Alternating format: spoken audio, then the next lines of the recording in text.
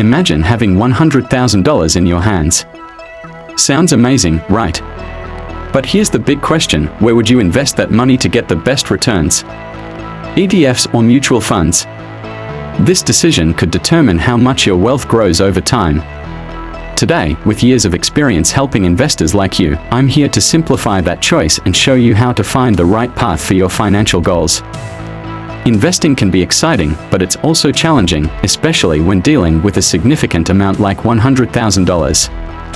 Many investors feel stuck, unsure whether to choose ETFs, with their low fees and simplicity, or mutual funds, which promise active management and the potential to outperform the market. I've been in that situation, and I know how paralyzing that doubt can be. Imagine the frustration of investing, only to realize years later that a different choice could have yielded much higher returns. Worse, no one wants to pay unnecessary fees or find out that taxes are eating up a big chunk of their profits. But here's the good news: with the right knowledge, you can avoid those pitfalls and invest with confidence. In this video, I want to share the tools you need to make this decision with clarity. And to start, let's explore the fundamental differences between ETFs and mutual funds. Now that we understand the challenge, let's get straight to the point. In this video, you'll learn the basic differences between ETFs and mutual funds, from costs to liquidity. We'll compare management strategies, taxation, and even historical performance. By the end, you'll have the criteria needed to choose the best ETF to invest your $100,000 and ensure your money is working for you. But before diving into technical details, it's important to understand the basics of ETFs and mutual funds. Let's start by breaking down what ETFs and mutual funds are. ETFs, or exchange-traded funds, are like investment bundles you can buy and sell directly on the market, just like stocks. They typically track indexes like the S&P 500, meaning they are passively managed and have lower costs.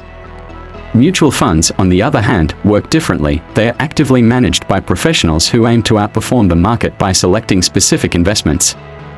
Think of an ETF like a buffet where you grab a ready-made plate that already includes all the necessary ingredients. On the other hand, a mutual fund is like hiring a chef to prepare a customized meal, which can be more expensive but might bring a unique flavor. This difference in management is one of the main reasons ETFs are more cost-efficient than mutual funds. Another key distinction is how they are traded. ETFs can be bought and sold throughout the trading day, like stocks, while mutual funds only allow transactions at the day's closing price. This flexibility makes ETFs especially appealing to investors who value agility. Now that you understand the basics, let's dive into costs and discover how they impact your investment returns. Costs might seem like a small detail, but they have a massive impact on the growth of your investment over time. ETFs are known for their lower management fees, often below 0.1% annually for funds tracking popular indexes like the S&P 500. Mutual funds, especially actively managed ones, can charge fees of 1% or more, which might seem minor but can amount to thousands of dollars in the long run. Now, imagine investing $100,000. With an ETF charging 0.1% annually, you'd only spend $100. Compare that to a mutual fund charging 1%, and your cost jumps to $1,000. Over 10 years, assuming similar returns, this difference could mean thousands of dollars more in your pocket by choosing an ETF. In addition to management fees, mutual funds may include extra costs, such as load fees and performance fees, which are typically absent in most ETFs. This is why understanding these details is crucial before deciding. But costs aren't everything. Management strategy also plays a vital role. Let's explore the difference between passive and active management. Now let's talk about how ETFs and mutual funds are managed and how that can influence your returns. ETFs generally follow a passive strategy.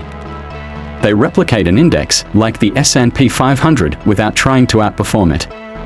This approach keeps costs low since it doesn't require a team of managers constantly analyzing the market.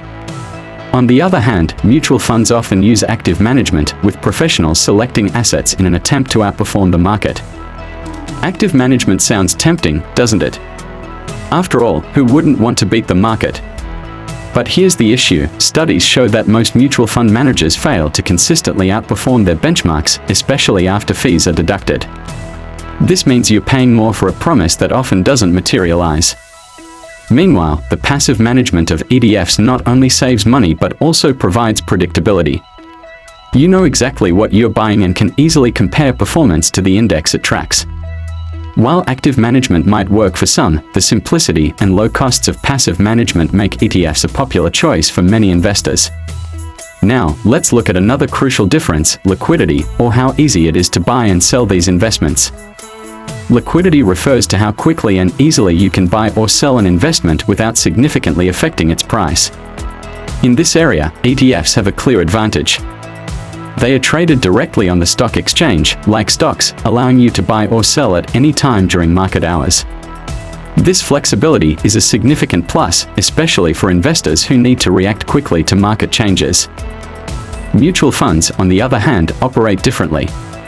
Transactions are only processed at the day's closing price, meaning you won't know the exact price until the end of the trading day. This can be frustrating, especially in volatile markets where prices can fluctuate dramatically throughout the day.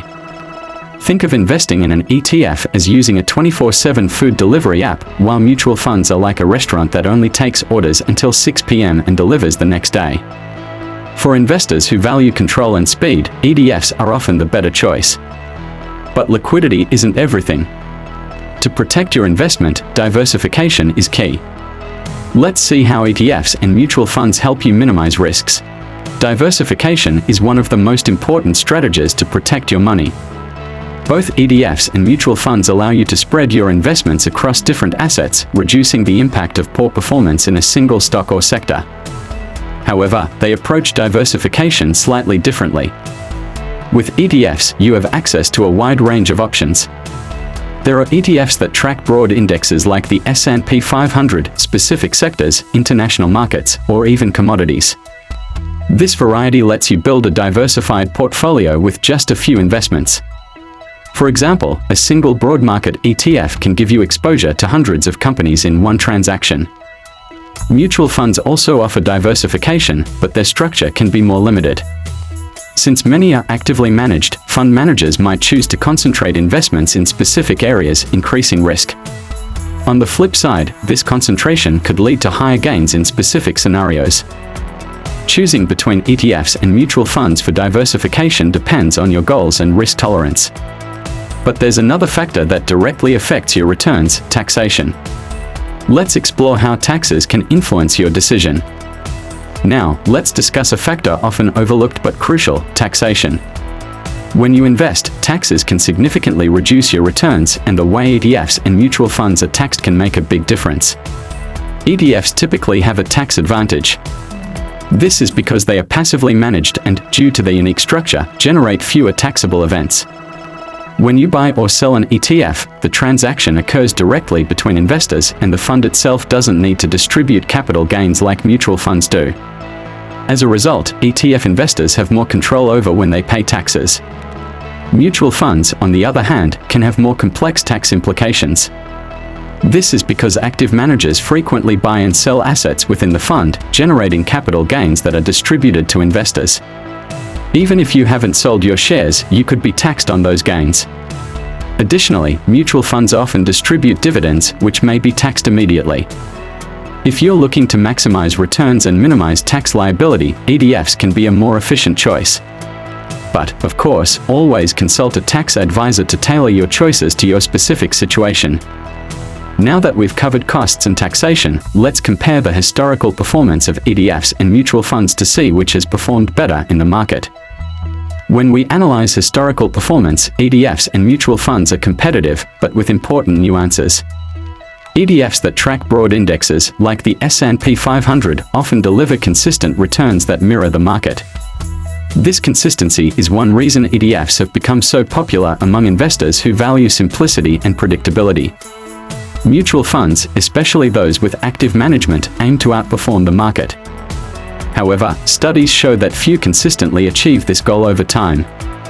The high management fees and administrative costs often negate the extra gains they might offer.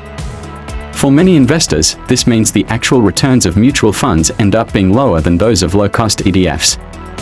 For example, while an ETF like SPY, tracking the S&P 500, might deliver average annual returns of 8% to 10% over decades, an actively managed mutual fund can vary significantly, depending on the manager's skill and market conditions. For those who value predictability, ETFs often have the edge.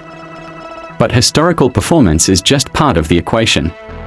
Let's now dive into practical criteria for choosing the best ETF to invest your $100,000. Choosing the right ETF for a $100,000 investment requires a strategic approach. The first step is to evaluate the ETF's liquidity, ensuring it's widely traded. ETFs with high daily trading volumes, like SPY, S&P 500, provide ease of buying and selling without significant price fluctuations. Additionally, they typically have a smaller spread, meaning the difference between the bid and ask prices is minimal. The second criterion is the expense ratio. With $100,000 invested, even a small percentage difference can significantly impact your returns over time. For instance, an ETF with a 0.1% annual expense ratio costs just $100, whereas one with 0.5% would cost $500 annually.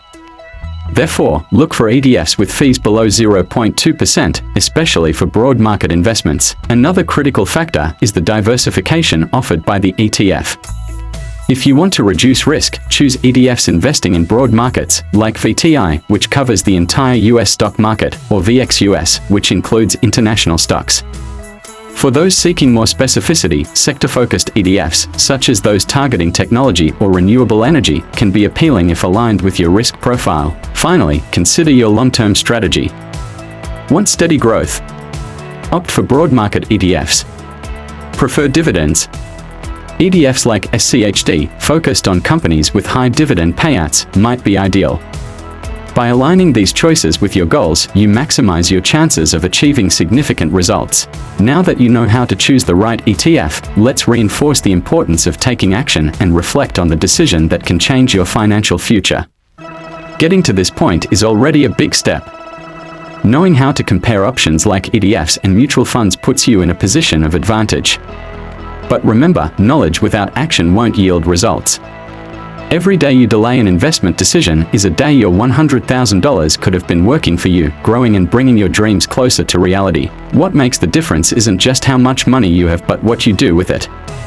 Think about the impact of making an informed decision today. It could mean more financial security for your family, achieving a lifelong dream, or even the freedom to explore new opportunities. Invest with a long-term mindset and trust the process. Markets may have ups and downs, but decisions based on solid fundamentals always prevail. Now that you have these tools, the next step is yours. What will you choose? Before wrapping up, I have a special invitation for you to join this community. If this content helped you better understand ETFs and mutual funds, don't forget to give this video a thumbs up. It lets us know we are on the right track and helps us reach more people like you. Subscribe to the channel and turn on notifications so you won't miss the next videos. Now, I want to hear from you. Do you prefer ETFs or mutual funds? Share your choice and why in the comments. Your interaction could help other investors make more informed decisions. Financial freedom isn't a distant destination, but a journey built on small, smart decisions along the way.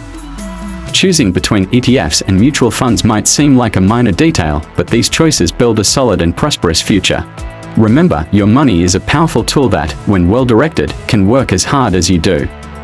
Start today, invest confidently, and see the positive impact on your wealth. I'll see you in the next video. Keep moving forward toward your financial independence.